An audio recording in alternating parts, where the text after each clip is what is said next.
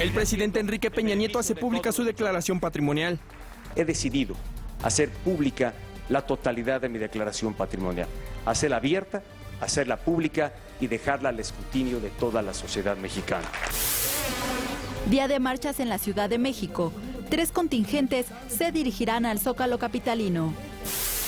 Designan a Enrique Fernández Fasnach como el nuevo director del Instituto Politécnico Nacional.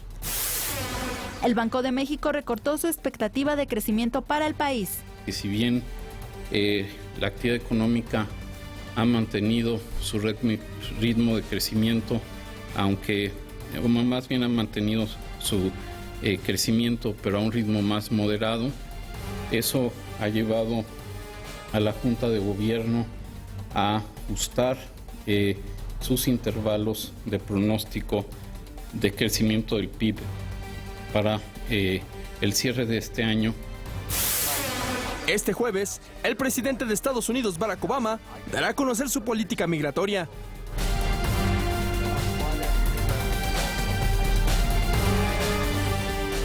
¿Qué tal? Muy buenos días, bienvenidos al Primer Café. Muchísimas gracias por acompañarnos esta mañana, como todas las mañanas, jueves 20 de noviembre. Raimundo Riva Palacio, ¿cómo estás? Muy buenos días. Muy buenos días, Juan Pablo. Buenos días. Pues muy intensa la jornada de hoy. Intensa fue la jornada de ayer, pero hoy por la tarde se prevén 3 marchas, se llaman la mega marcha sobre las calles de la Ciudad de México. Particularmente va a ser en el centro de la Ciudad de México, y se concentrarán en el área del centro histórico. Esto lo que va a generar es mucho tráfico, pero al mismo tiempo ha generado también mucha precaución que ya los ciudadanos de la Ciudad de México y quienes vienen a la Ciudad de México a trabajar todos los días lo tienen ya muy bien calculado. Entonces hoy el tráfico va a estar mejor, sí, porque la gente prefiere ya no ir a esas zonas, entonces se aligera el tráfico. Hay varias escuelas o muchas escuelas y universidades que hoy cancelaron clases o están recortando sus horarios de clases. Yo creo que dentro de toda esta movilización que hay por el caso de los 43 normalistas desaparecidos de Ayotzinapa, hay algunas noticias interesantes, pero importantes y positivas, como por ejemplo, la Asamblea Interuniversitaria votó ayer mayoritariamente por cancelar el bloqueo que tenían previsto hoy en el Aeropuerto Internacional de la Ciudad de México. Esto es muy importante, porque si bien las marchas responden a un derecho constitucional, bloquear vías de acceso al aeropuerto y afectar no únicamente a los usuarios, sino también al aparato productivo de este país y a otras áreas que tiene que ver con temas de seguridad nacional. El aeropuerto es un área de seguridad nacional, iba a generar mucha tensión y no iban a poder pasar al Aeropuerto Internacional de la Ciudad de México porque no lo iba a permitir la Policía Federal. Ayer la cuenta oficial estaba tuiteando que llegaran con 4 horas de anticipación a los que tenían pensado tomar el vuelo antes de que se conociera esta cancelación de la Asamblea Universitaria. Entonces fue muy importante lo que hizo la Asamblea Universitaria, porque lo que está señalando es que no quieren entrar en ninguna situación donde haya grupos de provocadores que lastimen las demandas legítimas que pueda tener de protesta la Asamblea Universitaria. También dentro de estos pasos de despresurización, esto que sucedió entre los universitarios es por una iniciativa de los propios estudiantes de la universidad, pero en el campo del Politécnico, el gobierno federal, podemos decir, en una estrategia para despresurizar este día, anunció anoche la designación del nuevo director del Politécnico Nacional. No se esperaba que saliera ayer. De hecho, el gobierno federal o la Secretaría de Educación Pública estuvo jugando estratégicamente con los tiempos. Originalmente iba a ser el domingo, cuando se iba a designar, el domingo pasado. Dijeron, va a ser el lunes. El lunes no fue. Ayer el subsecretario de Educación, Fernando Serrano Migallón, dijo, ya se designó, pero seguramente se va a dar a conocer el viernes, cuando se levantara el paro. Exacto. Entonces el gobierno federal, para evitar que haya una molestia más por parte de la comunidad politécnica, pues anunció anoche quién va a ser el nuevo director del Instituto Politécnico Nacional, que de inmediato pues ya tuvo alguna crítica por parte de miembros de la comunidad politécnica. ¿Cuál es esta crítica? que se habían tardado 50 días en nombrarlo. Bueno, pues entonces ya veremos cómo desarrolla la crítica, pero sí ayuda a despresurizar. Y hoy en la noche el presidente Barack Obama va a anunciar en cadena nacional su nuevo plan al sistema migratorio, donde se espera que presente un blindaje que le permita ya vivir de manera normal a 4 millones de indocumentados en Estados Unidos. Esto es, digamos, el platillo para este día, Juan Pablo, en el país informativo que nos proporciona la agencia Intelligence. 35% de los impactos es el registro de que el presidente Enrique Peña Nieto ayer presentó por segunda ocasión desde que es jefe de Estado su declaración patrimonial. Esto tiene que ver con un seguimiento de lo que sucedió con la casa de su esposa, Angélica Rivera, que antier en la noche explicó cómo la compró, cómo la construyó y que dio a conocer toda la documentación inmobiliaria al respecto. Pues en un esfuerzo más de transparencia, el presidente de la República presenta esta declaración. No hay realmente grandes cambios en su primera declaración patrimonial, tampoco tiene que haber muchos cambios y está hasta el 13 de diciembre del año pasado. ¿Por qué? Porque es cuando se presentan las declaraciones patrimoniales. El segundo tema, 16% de los impactos, pues finalmente el PRD o el presidente del PRD, Carlos Navarrete, dice vamos a dialogar con el ingeniero Cuauhtémoc Cárdenas y el ingeniero Cuauhtémoc Cárdenas dice vamos a dialogar. Va a haber un diálogo público entre los dos políticos del partido, 19%. No sé qué porcentaje dije 16, yo, pero es 19%. Correcto. Traigo ya una dislexia en este momento, porque 16%, exacto, que eso es lo que leí mal, es la Secretaría de Gobernación ya anunció de manera formal que se cancelaba hoy el desfile deportivo del 20 de noviembre. En varias partes del país se está suspendiendo, en algunos lugares por razones climatológicas. Sí. Pero la cancelación del desfile es muy simple. No quieren, en el clima que se vive, que haya multitudes que puedan ser sujetas por unos cuantos provocadores a que vayan a generar problemas. Las protestas violentas que no tienen que ver con la demanda legítima por la aparición de los normalistas de Ayotzinapa, sí han cambiado ya mucha de la vida cotidiana en este país, o cuando menos en el centro del país. Hablábamos nosotros de clases que se han recortado en días específicos, pero ha habido varios conciertos, por ejemplo, populares, gratuitos para la población, que se han tenido que cancelar. 12% de los impactos, que es el siguiente tema en el país informativo, es la reducción de la estimación de crecimiento por parte del Banco de México, que la tenía de 2 en un intervalo de 2.2 a 2.8% para este año, y la baja a un intervalo de 2.0 a 2.5%. Esto es lo que establece el Banco de México. Es ligeramente inferior a la tasa de crecimiento que está todavía manteniendo la Secretaría de Hacienda. También 12% de los impactos.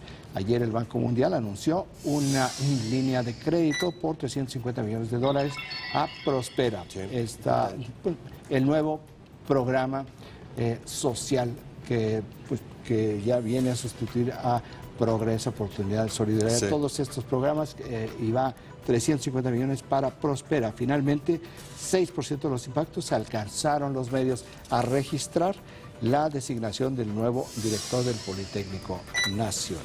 Por cierto, este era un hombre que nadie había mencionado para ir a la dirección del Instituto Politécnico Nacional. Sí. No se saben todavía los detalles del por qué se fue la balanza hacia el ingeniero Enrique Fernández Fasnach, que académicamente está altamente calificado. Y en cuestión de primeras planas a nivel nacional, básicamente lo que todos reflejan es también el ajuste que hace el Banco de México a la baja para el presupuesto mexicano, el tema también de la declaración patrimonial del presidente Enrique Peña Nieto. Fuera de eso, básicamente no hay ningún tema en la cobertura nacional. Me llama la atención que ningún diario en su primera plana mencione lo que ocurrirá el día de hoy en la noche con respecto al tema migratorio, que generalmente la prensa mexicana le da un seguimiento.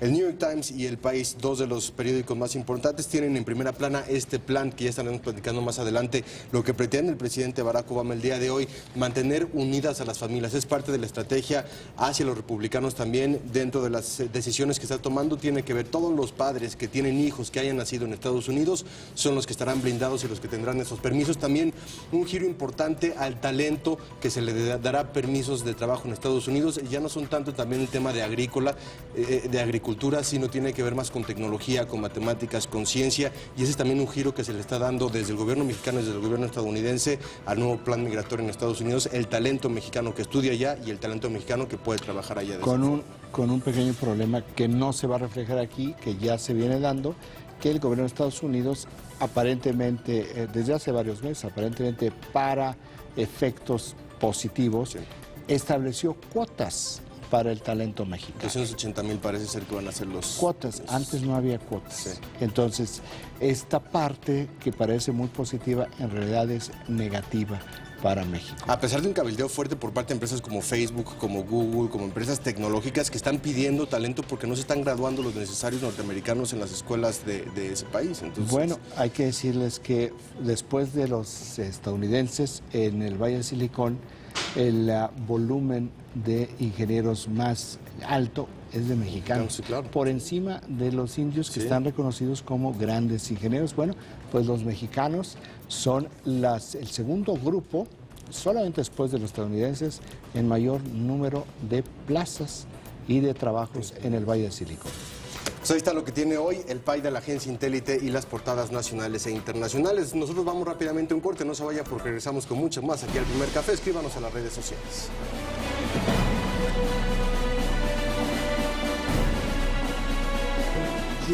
El PRI en el Distrito Federal se declara listo para ganar los comicios de 2015. Es la hora y llegó el tiempo de terminar con 17 años verticales y monocromáticos en el gobierno de la ciudad. Es el momento, lo debemos aprovechar y los priistas estamos listos para ganar. En sesión extraordinaria, el Consejo Político del PRI capitalino aprobó por unanimidad realizar pruebas y revisar los hábitos, antecedentes personales y patrimoniales de sus candidatos a jefes delegacionales y diputados locales. Hacer una rigurosa, transparente y democrática selección de nuestros candidatos, verificando que ningún aspirante tenga vinculación con algún interés ilegal. Habremos seleccionar de la mejor manera a las y los mejores. Para someter a sus aspirantes a procesos de investigación, se firmarán convenios con dependencias como el Registro Público de la Propiedad, la Procuraduría y la Contraloría de la Ciudad de México. Proyecto 40. A 4 años de la administración de Gabino Cue, la estrategia Bienestar, como eje fundamental de su gobierno, ha logrado disminuir los niveles de pobreza en Oaxaca. De acuerdo con Coneval, la estrategia Bienestar consiste en 7 programas sociales y agrupa 5 microrregiones de atención prioritaria. Coneval ha evaluado a Oaxaca en sus políticas públicas y los resultados del año pasado establecen que somos de los estados que ha logrado abatir la pobreza con altos porcentajes. Logramos que un promedio de 6% de los oaxaqueños y oaxaqueñas que vivían en pobreza se encuentren en una situación de mejores condiciones de vida, por encima de la media nacional y por encima de otros estados. Éramos el tercer estado más pobre del país. El día de hoy Coneval nos ha evaluado y hemos ganado un escalón, ahora ocupamos el 4º lugar. Esto pareciera ser insignificante, pero son logros importantes de una política social que a 4 años de gobierno está dando resultados, una política social que está logrando atender los problemas de la pobreza, que está generando desarrollo, que está generando bienestar. Se han invertido más de 5.500 millones de pesos. Entre los programas que destacan está la entrega de uniformes y paquetes de útiles escolares gratuitos a 975,000 niños, 21,000 becas de nivel superior, 2,400 cocinas comedor comunitarias, apoyos alimentarios económicos para 28,000 personas que sufren de alguna discapacidad, microfinanciamiento económico solidario con perspectiva de género y fondo con inversión social para proyectos productivos en comunidades de alta marginación, entre otros.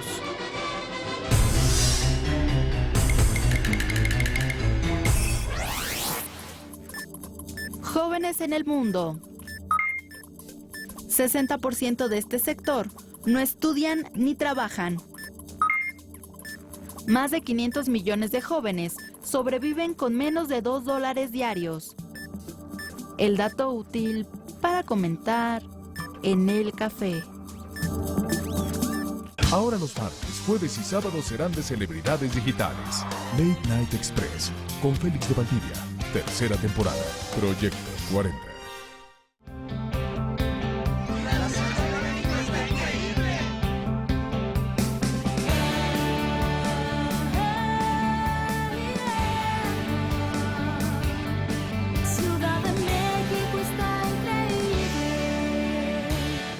México. visitmexico.com. Porque es un programa para ustedes, por ustedes y con ustedes. Reporte Ruemer. Viernes 21:45 horas. Proyecto 40. Aquí en el Estado de México nos están cumpliendo. El gobierno de la República, junto con el gobierno del Estado, trabajan construyendo y modernizando nuestras carreteras, como la nueva autopista Ameca-Meca-Cuautla, la carretera Tlacomulco-Palmillas, y los pasos vehiculares en la carretera México-Toluca. Además, se construyó el distribuidor vial Ixtapaluca.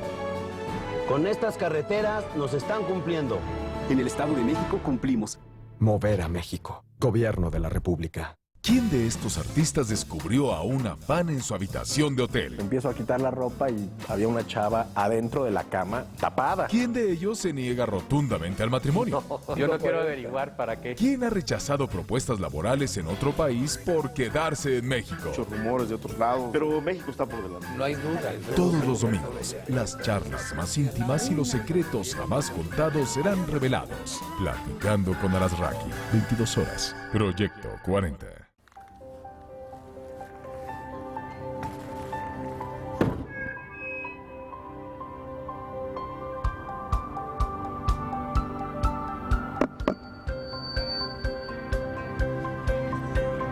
Estamos cansados de escuchar discursos. Ahora nos toca hablar a nosotros.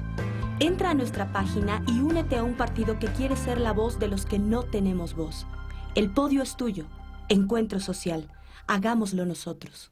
Hablemos de la Santa Madre Teresa de Jesús, la fundadora del Carmelo Descalzo. El Pulso de la Fe, domingo 16:30 horas. Proyecto 40.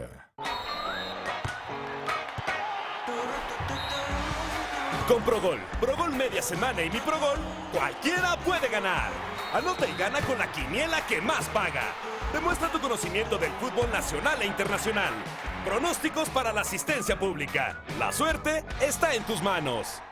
12 clásicos de la literatura, promovidos por líderes de opinión, compartiendo diferentes espacios en más de 30 programas de televisión, en más de 100 emisiones. Durante más de un año de difusión, la televisión al servicio de los libros. Eso es Primeras Grandes Lecturas. Son los libros clásicos, son las colecciones, son los libros que te pueden inducir al amor a la lectura. Primeras Grandes Lecturas. Premio Conaculta México Lee 2014, por el fomento a la lectura.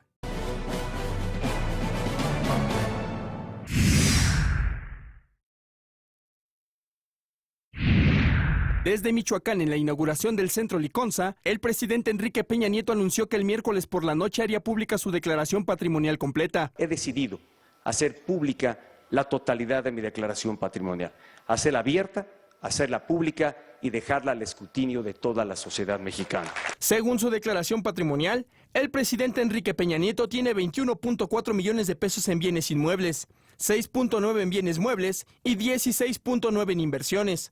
Patrimonio que asciende a 45.2 millones de pesos.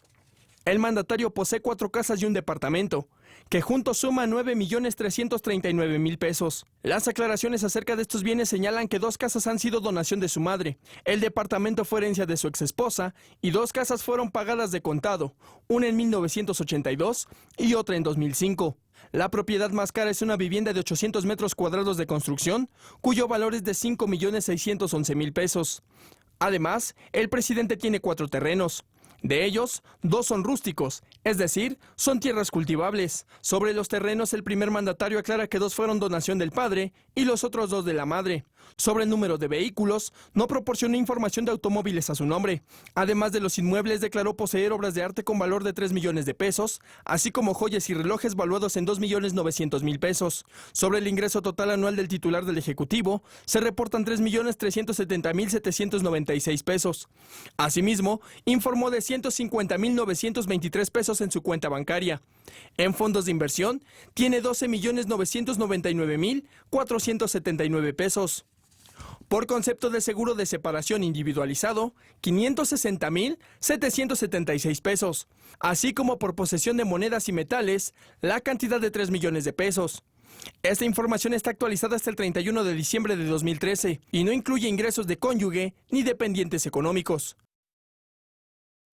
Regresamos con nuestros analistas a la mesa de El Primer Café. Transparencia, este es el ejercicio, pero sí me llama la atención que no haya incorporado todo lo que tiene que ver con sus familiares en primer grado y su cónyuge, porque de acuerdo con la ley de responsabilidades públicas de funcionarios, tiene que incorporarlo. Ahora, lo que nos mostró no es un documento que vaya en este momento a la Secretaría de la Función Pública. Lo que nos mostró es parte de lo que ya entregó en diciembre pasado a la Secretaría de la Función Pública. Todos los funcionarios públicos en este país desde hace un buen tiempo se les requiere presentar una declaración patrimonial cada año, empezando inclusive antes de cumplir su primer año, en la cual sí tienen que incorporar absolutamente todo lo que tienen, más lo que tienen sus familiares en primer grado, en este sentido los hijos, por ejemplo, los padres y la cónyuge, donde se incluye también las deudas. Entonces lo que vemos es un documento parcial que se tiene que complementar cuando vemos para darnos una primera idea con lo que presentó en términos de propiedades su esposa Angélica Rivera, que es esposa en segundas nupcias, sí. Por eso tiene aquí una serie de herencias y también tiene una serie de donaciones. Enrique Peña Nieto viene de una familia que tenía dinero, mucho dinero, antes de que él inclusive tuviera una carrera importante en el servicio público. Él siempre ha tenido el deseo de ser servidor público desde muy joven. Él estuvo participando en actividades políticas, sí. Pero realmente su carrera política en puestos de importancia debe empezar hacia el 2003. Mucho de estas propiedades de finanzas, se remonta mucho antes de que él empezara a escalar en el servicio público. Es, insisto, un ejercicio de transparencia, es una documentación todavía parcial, pero él no está informándole a la autoridad lo que tiene. Él y como un precedente también en ese sentido lo ves de aquí en adelante. Pues de hecho así comenzó el gobierno, de manera voluntaria. El único miembro del gabinete que no quiso presentar declaración patrimonial en su derecho, porque no hay nada que lo obligue, fue el Procurador General de la República. Todos los demás la presentaron, inclusive hubo algunos errores en varias declaraciones patrimoniales donde no cuadraba y después se fueron corrigiendo. Pero este no es un ejercicio obligatorio por ley. Este es un ejercicio obligatorio por ley para hacerlo público. Exactamente. Sí es obligatorio ellos deciden si se hace o no. Para hacerlo privado. Sí creo que es muy importante que esto se hiciera público porque sí creo que es fundamental para cualquier persona que sepa con qué dinero llega y con qué dinero sale. Claro. Porque el establecer este tipo de mecanismos de manera obligatoria, insisto, y no voluntaria como en este momento, ¿qué es lo que genera una inhibición y un control para que no haya algunos pillines que utilicen el servicio público para lucrar, como yo digo algunos, como hemos tenido muchos casos de esto a lo largo de nuestra propia vida, ya no digamos de la historia. Entonces, si se hace de manera obligatoria, de esta forma se puede perfectamente ver año con año si se están ajustando, si la manera como van sumando sus ingresos, porque el presidente suma de manera natural cada año sus ingresos. Tiene un salario mensual que puede ser bajo para un presidente, puede ser alto, según como se quiera medir, según con lo que se quiera comparar. Sin embargo, todo ese ingreso, pues realmente no tiene mucho egreso, salvo para cosas muy específicas, regalos para sus hijos, por ejemplo, pero todo lo demás pues entra prácticamente dentro del erario. Cuando nosotros votamos, ya sea que se vote, tú puedes votar por él o puedes no votar por él, pero si no votas por él y de cualquier manera no dices, pues entonces yo rompo con todo el sistema, si no sigues trabajando dentro del sistema, dentro de las normas establecidas, estás reconociéndolo como presidente. Entonces, al reconocerlo como presidente, lo que haces es que una parte de tu ingreso va a pagarle, va a pagarle su salario y va a pagarle su mantenimiento. ¿Por qué? Dirán, ¿por qué le tenemos que pagar? Bueno, porque las decisiones que él toma, que ese es el ejercicio del voto, está tomando decisiones debido a que nosotros le dimos un mandato en las urnas para que tome decisiones colectivas en nombre de nosotros.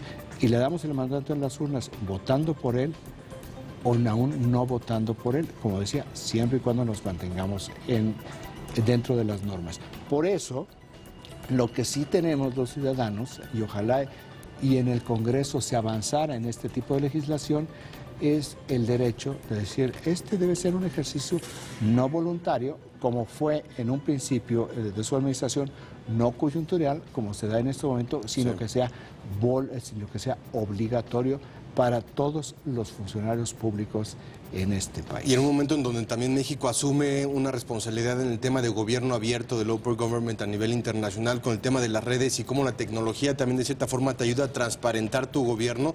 Creo que lo hemos visto a través de las redes sociales, los mensajes, ayer también el posteo de esta declaración patrimonial ha sido a partir de esta tecnología y el uso de este gobierno abierto, donde tendría que empezar, por eso te decía el presidente, en México a partir de lo que va a hacer en el mundo. Fíjate las paradojas, nosotros hablamos de, este es un ejercicio de transparencia y ojalá hubiera menos opacidad.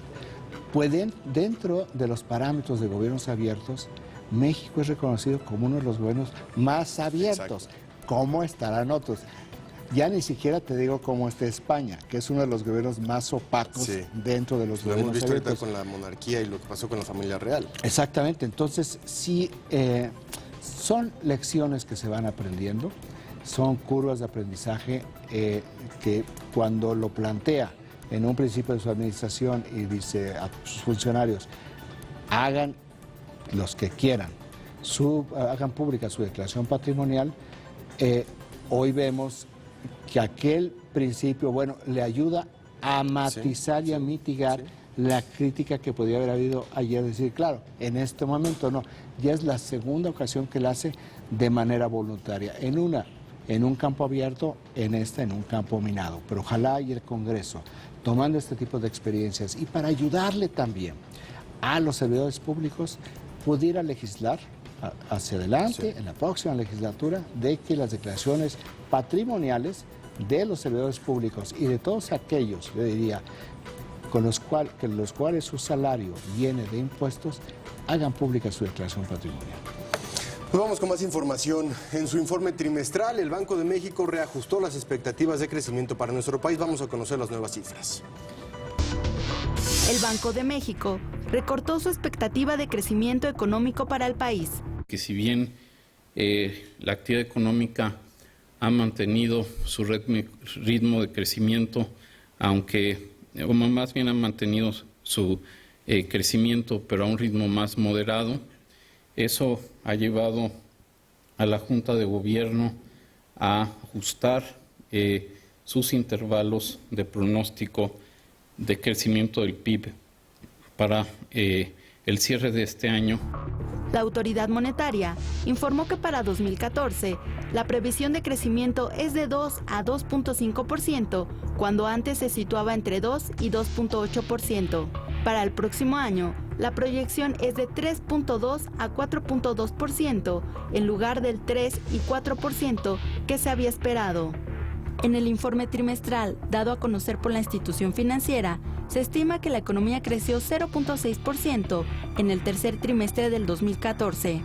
Señala que de implementarse adecuadamente las reformas estructurales, la economía podría expandir su potencial de crecimiento a un rango de 3.2 a 4.2 para el año 2016. Al referirse a la inflación, el Banco de México mantuvo su previsión de 4% para el fin de año y que se reduzca a 3% para mediados del próximo año. Regresamos con nuestros analistas a la mesa de El Primer Café. Bueno, aquí tenemos el crecimiento. Es muy importante que el país mejore el crecimiento, ¿verdad? Porque un poco esta explicación a manera de justificación de que el país está creciendo es cierto y está creciendo mejor que otros países. Sus indicadores macroeconómicos son tan sólidos que ayer registrábamos sobre la colocación de este bono de deuda histórico que le fue muy bien. El tipo de cambio, la depreciación del peso frente al dólar es la menor depreciación de una moneda frente al dólar en América Latina. Todo esto son buenas señales. Sí, todo está cerca del 10%, 20% en América Latina de depreciación. Pero es un asunto de percepciones. Sí. Entonces la percepción es de que estamos muy mal, aunque ya vemos cómo le fue al Buen Fin, de bien, ¿verdad? Sí. Le fue muy, muy bien. Se tiene que trabajar en las percepciones, porque si se reduce en 2 décimas la tasa de crecimiento, 2 décimas realmente en términos económicos no impacta. En términos de percepciones sí impacta. Y cuando se dice, se ajusta a la baja el crecimiento, en realidad una persona piensa, pues nos está llevando la patada. Sí. Y no es así, pero sí se tiene que mejorar el crecimiento, porque ese dato es fundamental, porque ese es el que jala otro tipo de indicadores positivos. Claro. La semana pasada el Seguro Social anunció una tasa de ocupación, un incremento en la tasa de ocupación formal histórica, 172,000 nuevas plazas en un solo mes. Que significan empleos ya formales. Empleos formales, empleos con todos los beneficios de la seguridad, y pasó prácticamente desapercibidos. Todos se lo están chupando las informaciones negativas. Sí. Ahora, tampoco es inusual, ¿verdad? Como hay muchos factores externos también en el mundo, el tema del petróleo, lo que está ocurriendo en Europa y el bajo crecimiento de muchos países que finalmente impactan a las economías internacionales y también parte de ese crecimiento se ve afectado, ¿no? Y tú, Juan Pablo de Leo, Juan Pueblo, tú dices, pues, ¿y a mí qué me importa lo que está pasando en Ucrania? ¿No? Y bueno, al final de cuentas, ahí está el impacto en mercados, claro. ¿Qué le importa? O sea, es lo que dice, es que yo estoy en un país donde yo me esfuerzo porque quiero vivir mejor y tener un mejor futuro para mis hijos. Bueno, pues esas son de las cosas que se tienen que corregir, que se tienen que mejorar. Está planteando permanentemente el gobierno que las reformas que se hicieron van a traer esos resultados y que las reformas no son inmediatas. También a nivel de comunicación y mensaje es importante que esos números empiecen a subir, por lo menos en el mediano plazo. Digo, tenemos claro, el gobierno lo ha dicho mucho, que la reforma energética, 6 años, que la reforma de telecomunicaciones esos también números se traduzcan en pesos y centavos. Exactamente. ¿Verdad? Entonces, bueno, tiene que haber una mayor confianza hacia los inversionistas, tiene que haber una mayor confianza a los bancos para que suelten el crédito, tiene que haber una mayor certidumbre, y por eso el secretario de Hacienda y varios miembros del gabinete o el gobernador del Banco de México han dicho que los sucesos de violencia sí dañan este tipo de certidumbre y este tipo de tranquilidad. Todo está vinculado. Mañana Hacienda, con los datos del INEGI, estará también publicando las nuevas cifras, si es que lo ajustan a la baja o si lo mantienen igual, sí, ¿no? Seguramente va a haber un pequeño ajuste a la baja.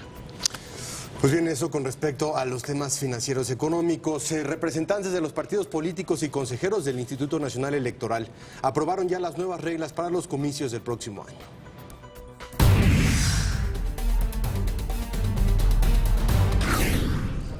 En sesión extraordinaria, el Instituto Nacional Electoral aprobó nuevos reglamentos para el proceso electoral del próximo año.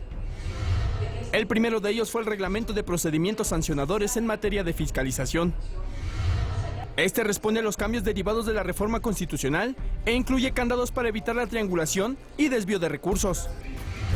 Contempla las reglas para la operación del sistema de contabilidad en línea, un padrón nacional de proveedores y la regulación de instrumentos bancarios de financiamiento. En segundo lugar, se aprobó el reglamento de la oficialía electoral del INE, la cual deberá constar y documentar actos o hechos que pudieran afectar la equidad en la contienda electoral. Con esto, el INE podrá recabar elementos probatorios de actividades nocivas para las elecciones y ser utilizados en un procedimiento investigador instaurado por las instancias competentes del instituto. En tercer lugar, fue aceptado el nuevo reglamento de radio y televisión, con el que los spots transmitidos durante el proceso electoral serán difundidos por los estados. Estableció que los mensajes de partidos, candidatos y las autoridades electorales que difundan las repetidoras sean a partir de las órdenes de transmisión que les envíe el INE. Regresamos con nuestros analistas a la mesa de El Primer Café. Podemos dar una información. Aquí nos está llegando una información de último momento de nuestros amigos del Primer Café que por diferentes razones tienen que viajar. Nos dicen, bueno, los restaurantes en el Aeropuerto Internacional de la Ciudad de México están saturados, están llenos. ¿Por qué razón? Pues porque todos tomaron previsiones. Ya se encuentran en este momento que son las 7 de la mañana con 35 minutos, pasajeros que van a volar a las 12 del día. Dijeron, prefiero aburrirme allá adentro y asegurar mi salida. No se espera absolutamente nada, de cualquier manera. Tome sus previsiones. Nos están diciendo que en la intersección entre la Terminal 1 y la Terminal 2 del Aeropuerto Internacional de la Ciudad de México está lleno de granaderos desde poco antes de las 6 de la mañana. ¿Para qué están los granaderos ahí? Por si llegara a haber todavía algunos temerarios que dijeran, pues de cualquier manera vamos a tratar de cerrar los accesos al Aeropuerto Internacional de la Ciudad de México. Les decíamos, esto no va a suceder. Es que el anuncio ya también se dio muy tarde, ya mucha gente yo creo que ya estaba preparada e informada con respecto también a los tweets bueno, que, la parte, que el aeropuerto mismo. El componente central del contingente que iba a ir dice no vamos, y también más allá de que se hubiera sabido, Juan Pablo, ¿tú qué hubieras hecho? Yo hubiera tomado precauciones, claro, porque uno no, por si las dudas y por si acaso tomar las precauciones. Bueno, esto es lo que está pasando en el Aeropuerto Internacional de la Ciudad de México, donde no hay. La única alteración que hay en esa área está en los restaurantes del aeropuerto, que están llenos para esta hora. Como lo dicen, los capitalinos ya tienen bien tomadas los tiempos y las previsiones con respecto a marchas, con respecto a también temas en el aeropuerto y demás, ¿no? Entonces estaremos muy al pendiente. Son las 7 de la mañana con 37 minutos. Es momento de conocer un adelanto de lo que nuestra compañera Jania Nobel nos tendrá preparado para el informativo de hoy en la noche. ¿Cómo estás, Jania? Adelante. ¿Qué tal, compañeros del Primer Café? Hoy será un día de perros en el Distrito Federal. Desde las 10 de la mañana, diversos contingentes bloquearán los accesos al Aeropuerto Internacional de la Ciudad de México. Las autoridades aeroportuarias recomiendan a los pasajeros llegar con por lo menos 4 horas de anticipación. A esa misma hora, estudiantes del Politécnico Nacional marcharán del Monumento a la Revolución hacia la sede de la SEP. Y por la tarde, a las 17 horas, las caravanas con los padres de los 43 desaparecidos de Ayotzinapa se reunirán en el Ángel de la Independencia, la Plaza de la República y la Plaza de las Tres Culturas para caminar hacia el Zócalo capitalino. Así que, bueno, hay que tomar precauciones. A lo largo de nuestros diversos servicios informativos le daremos detalles de estas movilizaciones que deseamos se realicen en paz. Todo sobre el tema y los detalles de la crónica y la jornada de este día a las 8 de la noche. Hagamos costumbre, acá los espero. Este mes en Revista Central, descubre a Miguel y a Bosé, dos personalidades distintas que habitan en el mismo cuerpo. Además, conoce las puntadas del diseñador Adolfo Domínguez. Kuno Becker y Marimar Vega, dos ladrones de aplausos sobre el escenario. No olvides descargar nuestra app para iPad y iPod. Revista Central. ¡Cómprala ya!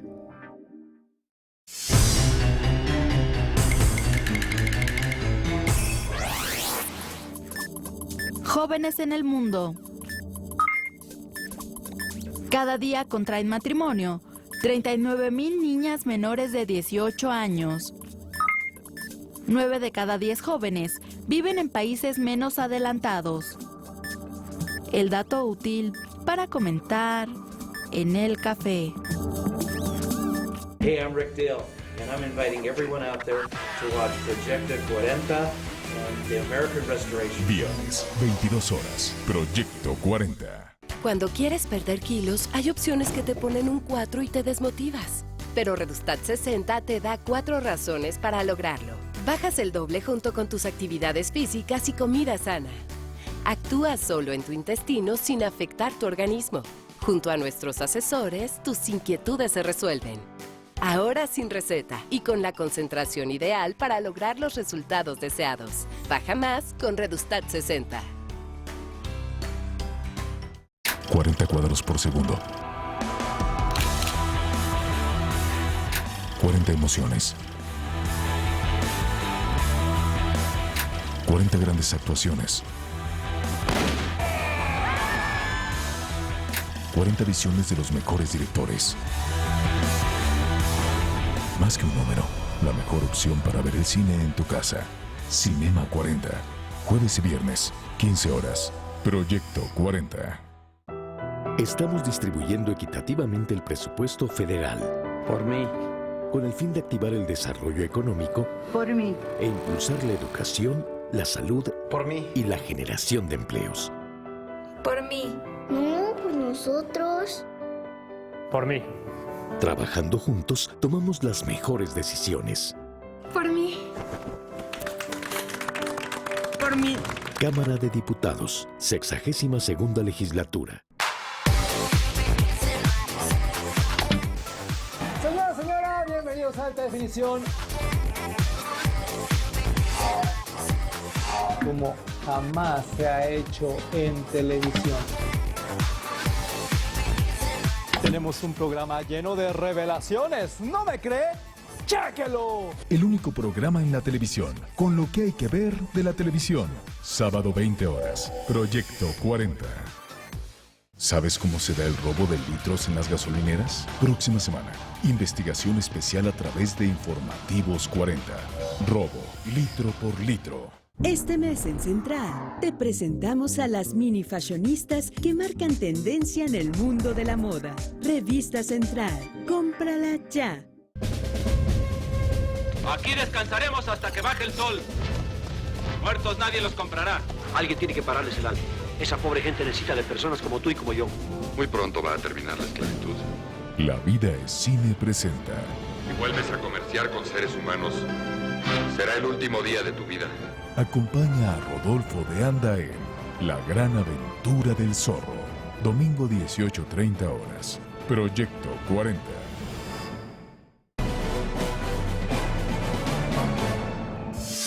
Este 20 de noviembre quedó cancelado el desfile conmemorativo del 104 aniversario de la Revolución Mexicana. En su lugar, miles de personas saldrán a las calles para denunciar la desaparición de 43 jóvenes de Ayotzinapa, Guerrero. Serán 3 las principales movilizaciones, las que saldrán desde distintos puntos de la ciudad, con destino final al Zócalo capitalino. La primera de ellas es la Caravana del Norte. Partirá de la Plaza de las Tres Culturas a las 6 de la tarde y recibe el nombre de Julio César Mondragón Fontes. La segunda es la Caravana del Sur, que partirá del Monumento a la Revolución a la plancha del Zócalo capitalino. El movimiento denominado Daniel Solís Gallardo también se congregará a las 6 de la tarde. La tercera es la Caravana Estatal de Guerrero. Este contingente, que recibe el nombre de Julio César Ramírez Nava, se concentrará a las 5 de la tarde en las inmediaciones del Ángel de la Independencia, en tanto que la Asamblea General Interuniversitaria decidió no tomar las instalaciones del Aeropuerto Internacional de la Ciudad de México, como lo habían convocado en las redes sociales. Las escuelas que no tendrán actividades son las facultades de Filosofía y Letras, Economía, Ciencias Políticas y Sociales, Psicología y Ciencias, además de las preparatorias 2 y 5, mientras que otro grupo de estudiantes se sumarán a las movilizaciones que saldrán hacia el Zócalo capitalino. Regresamos con nuestros analistas a la mesa de El Primer Café. La manifestación es un derecho constitucional. Una manifestación lo que representa es una libertad de movimiento, es la libertad de expresión, y no hay ninguna razón para impedirlas. Cuando hay problemas es cuando se daña la libertad de otras personas. Y es cuando empiezan los problemas. Si hay una marcha, hay una manifestación, no importa el tamaño que sea, y no se afecta las libertades de terceros, estamos totalmente en la norma legal. Y tenemos en la línea al secretario de Seguridad Pública del Gobierno del Distrito Federal, Jesús Rodríguez Almeida, a quien saludamos, Jesús, y le agradecemos que nos tome esta llamada. Jesús, ¿cómo están los preparativos de la policía para este día? Muy buenos días, Raimundo y Pablo, saludos a toda su audiencia y a ustedes. Bueno, en principio comentarte que tenemos un dispositivo de vigilancia, de seguridad y de control vial en las inmediaciones del Aeropuerto Internacional de la Ciudad de México, ya que había una convocatoria importante por parte de la Asamblea Interuniversitaria para el día de hoy. Sin embargo, decidieron no hacerla, pero hay algunos grupos, independientemente de ellos, que pretenden acudir hacia esa zona de la ciudad entre las 9 y 10 de la mañana. Consecuentemente, en coordinación con la Secretaría de Gobierno y las autoridades federales, Raimundo, estaremos con presencia de la policía para que el aeropuerto no tenga problemáticas en su funcionamiento por tratarse de una instalación estratégica del gobierno federal, y por supuesto para que todas las personas que arriban a la ciudad procedentes del interior de la República o del extranjero, así como quienes pretenden hacer uso del mismo, pues puedan lograr el objetivo. Por ello les pedimos que tomen sus providencias. Es importante llegar ahora temprano para quienes tienen vuelos por la mañana, y posteriormente, seguramente por la tarde, no habrá ningún inconveniente en la zona. Vamos a estar muy pendientes de lograr que no haya problemática. Sin embargo, sabemos que pudieran existir afectaciones en lo que es en Calzada Ignacio Zaragoza, Avenida 47, por supuesto el circuito interior a la altura del eje 1 norte, las inmediaciones del metro Oceanía, lo que es el metro Angares, el metro Boulevard Puerto Aéreo, Ciudad de los Deportes, Gómez Farías, entre otros, y pedirle a la población también que en caso de que se vea afectada y llegue a las inmediaciones del aeropuerto, pues habrá unidades de la Secretaría de Seguridad Pública del Distrito Federal que estarán trasladando a los usuarios hacia las terminales 1 y 2, aunque habrá medidas de seguridad importantes, Raimundo. Jesús, ¿cuáles son los grupos que van a, cuáles son los grupos que están ustedes viendo, quieren de cualquier manera ir al aeropuerto? Porque ya vimos que los universitarios, que son quienes habían propuesto el bloqueo de los accesos, ayer dijeron no vamos a bloquear los accesos, no vamos a ir al aeropuerto de la Ciudad de México. ¿Quiénes sí van a ir? Bueno, hay otros grupos que se han convocado como activistas de otras pues universidades que nosotros tenemos ubicados, y que esperamos que, independientemente de que vayan o no, nosotros estaremos listos en la zona para desactivar cualquier situación que se pretenda bloquear el aeropuerto.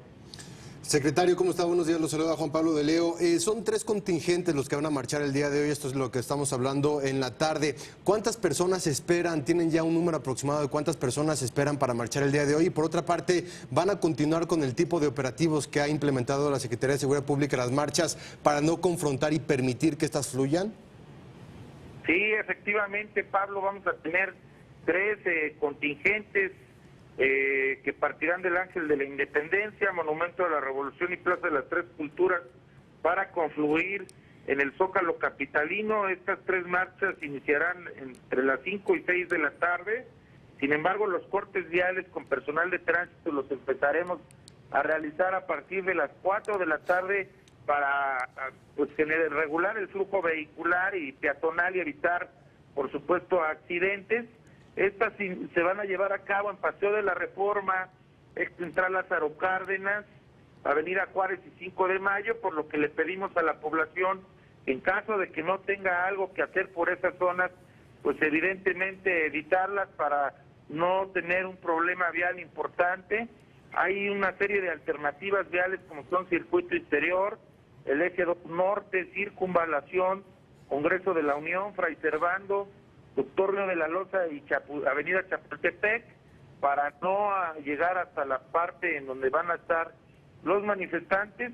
Y la pregunta que comentabas, efectivamente la policía de la ciudad no estará directamente en las marchas, estará en las inmediaciones, digamos, sobre ruedas, y solo personal de tránsito quien estará haciendo los cortes para que las personas se puedan manifestar libremente en la ciudad. Muy bien, ¿ustedes esperan un día tranquilo?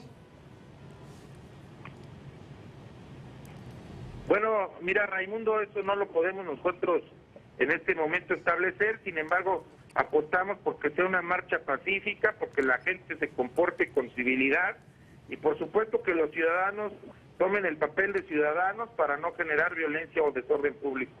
Muy bien, Jesús, pues te agradecemos muchísimo que nos hayas tomado esta llamada y que también pues hayas platicado con nuestro auditorio, con nuestra audiencia, para decirles, bueno, por estas vías en la tarde pues mejor no vayan para que no tengan complicaciones de tráfico.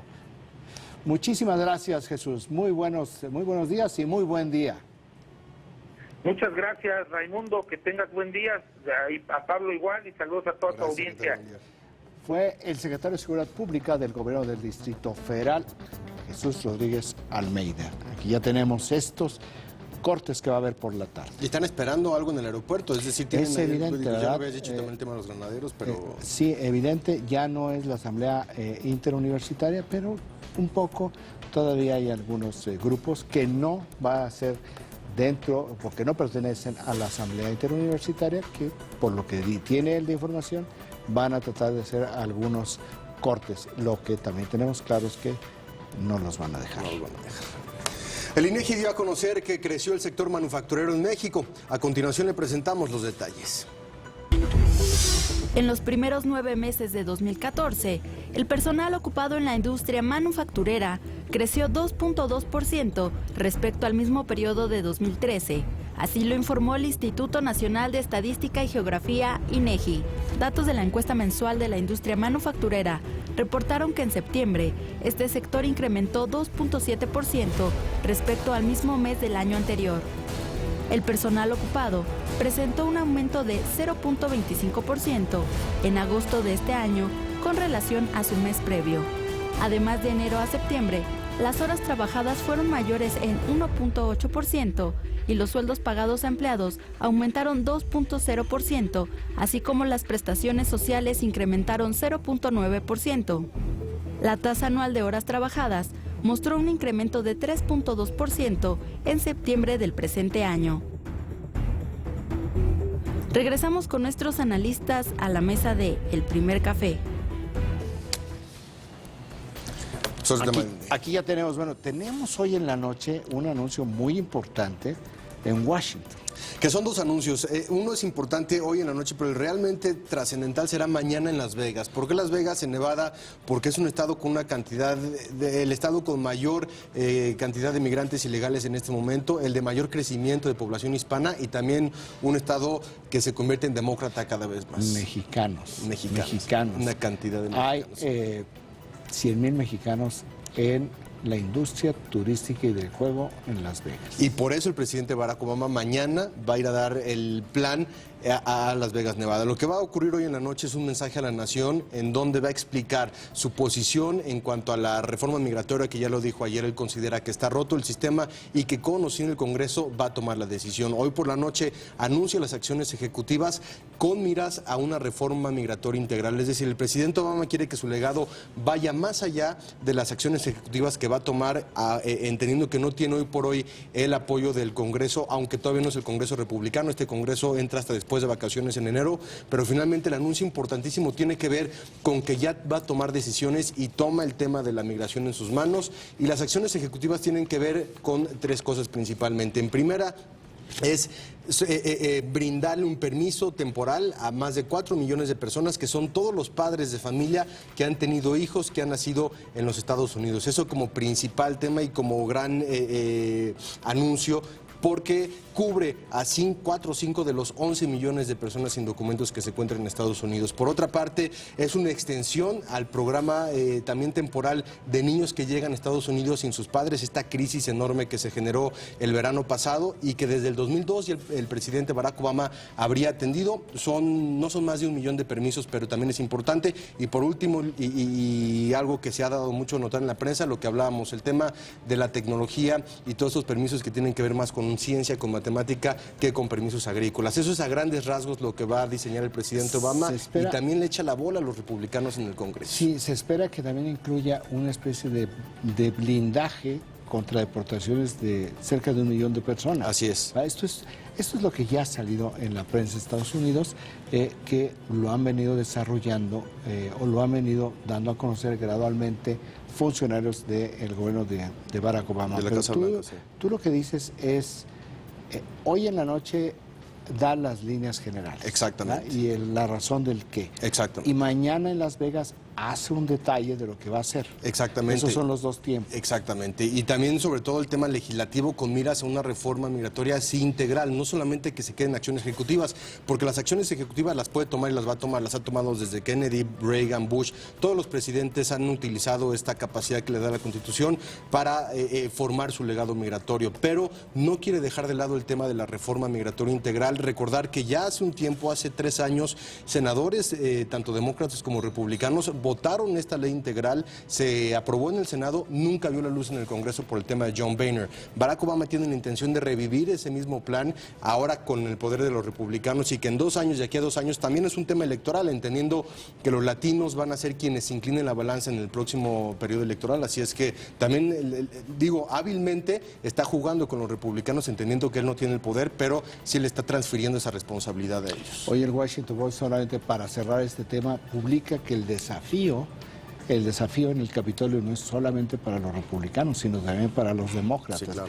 ¿Cómo van a poder los demócratas en la negociación desde una parte minoritaria, en el Senado, y una parte mayoritaria en el Congreso, con Pelosi, pero con muchas dificultades, ¿no? Ya no se le está cerrando cada vez más la posibilidad de maniobra a los demócratas. Vamos a ver si le funciona la estrategia. Que saben que además esta es una de las vías para que en el 2016 puedan recuperar el voto hispano que le ayude pues a lo que parece ser hoy en día Hillary Clinton a la presidencia. Todo parece indicar que sí. Muy bien. Pues ya nos vamos, pero los vamos a dejar con las imágenes que ocurren en el mundo, los hechos peculiares y curiosos que usted no se puede perder. Raimundo, muchísimas gracias. Mañana a las 7 en punto aquí los esperamos. Mañana ya registraremos lo que sucedió hoy en esta ciudad y también en el país y el mundo.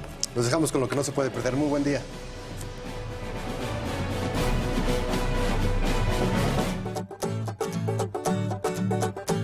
Ya nos vamos, pero esto no se lo puede perder. Para tener un buen corte de cabello, ya no son necesarias las tijeras. Y si no me cree, ¿qué le parece esta nueva técnica que utiliza una espada para dar forma al pelo? Este estilista japonés se ha convertido en toda una sensación. Su participación en un programa donde utilizaba una sierra para cortar el cabello lo llevó a descubrir su verdadera vocación. Después de practicar con algunos maniquís, pudo dar estilo con una espada samurái. Ahora su trabajo es altamente solicitado. Así nos despedimos, pero recuerde que si se trata de algo raro, loco o divertido, seguro es algo que no se puede perder.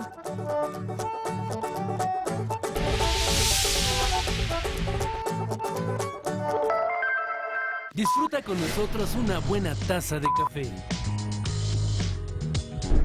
Uno casi puede predecir que va a aumentar en los homicidios y la violencia. Es que allí está también hospedado un líder del cártel del Golfo. Entonces realmente iban sobre él. Nuestra cifra negra en periodos vacacionales, si bien ha bajado, no deja de ser significativa. El debate internacional entre Occidente está precisamente basado sobre el tema de la inequidad de ingresos. mejor debate y un sofisticado análisis, con la información de primera mano, la degustamos con una buena taza del primer café.